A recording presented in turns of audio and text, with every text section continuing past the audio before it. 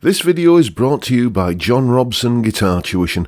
If you enjoy the content, please consider supporting the channel by enrolling on a course, purchasing some guitar lessons or a t-shirt, or you can join my Patreon. Now, on with the show. Hello chaps, welcome once again to John Robson Guitar Tuition. As always, I do hope you're well. Okay, here's a curious little thing. If I show you this picture, then certain guitar solos no doubt spring to mind. You're probably thinking of Bohemian Rhapsody or Killer Queen or Crazy Little Thing Called Love. What about this picture? Well, again, White Room or Layla or Crossroads probably springs to mind amongst others. This picture probably makes you think first and foremost of Stairway to Heaven, but you might be thinking of Dazed and Confused or Communication Breakdown. Once again, the list goes on. So it seems that whenever there's, a very, very recognisable guitar solo that you can think of, then you can usually picture the person who played it. So what about this bloke? Yep, you're struggling, aren't you? He's called Jim Cregan. And he played one of, I think, the most recognisable guitar solos of the 1970s. It appeared on this tune here. So I'll tell you what, here's the solo and then a brief explanation as to what's going on.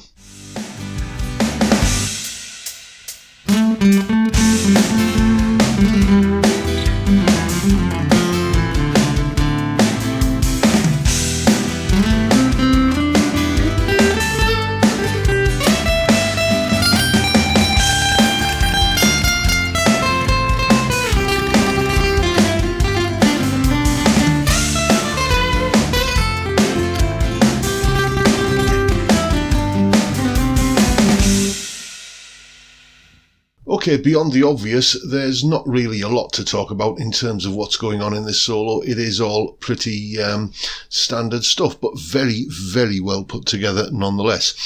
So let's have a brief discussion about what's going on. First of all, the chord sequence. Here it is.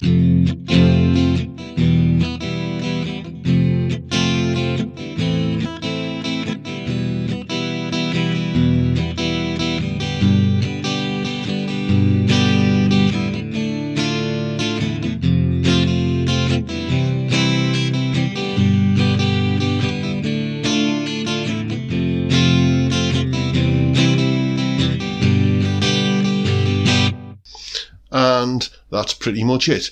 All of those chords come from the key of C major, which, as you can see, contains C, D minor, E minor, F, G, A minor and B diminished. In fact, the only chord from the key of C that we're not using there is the B diminished. But, everything else is pretty much standard key of C major stuff. So it's no surprise to learn that most of the, all of the solo is using the C major scale. Patterns like this, or this, and so on. And here are a bunch of patterns that, are used, most of which are used in the solo. And if you're one of my Patreon supporters, you get to download that bunch of diagrams there and print off and refer to if you need to. Like I've mentioned many times in these solo analyses, basically what makes a solo melodic is hanging on to chord notes, emphasising chord notes. It's no good just kind of noodling around the scale and thinking because that scale fits over these chords, then that is going to sound good. What you need to do is make sure that the notes that you're emphasising in your solo, any piece of music is going to be a combination of long notes and short notes. So what you need to do is make sure that the notes that are the longer lasting notes in your solo are directly taken from the underlying chord. For example, here is the tab for the first lick in the solo, I think it's in bar 2, which emphasises an A note over an F chord. And this is what it sounds like.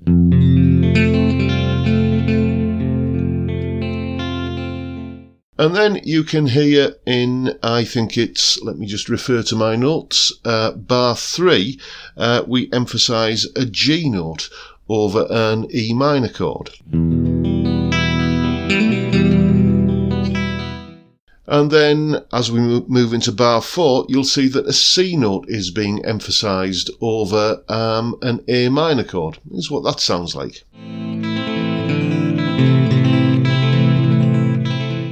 And this carries on way on into the solo. For instance, here in bar 13, you can see a D note being emphasised over a G major chord.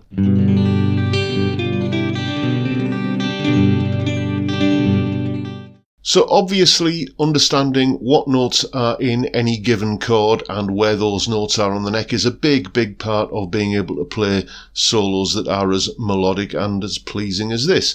Now I've covered this many times before, but I'll just have a brief recap.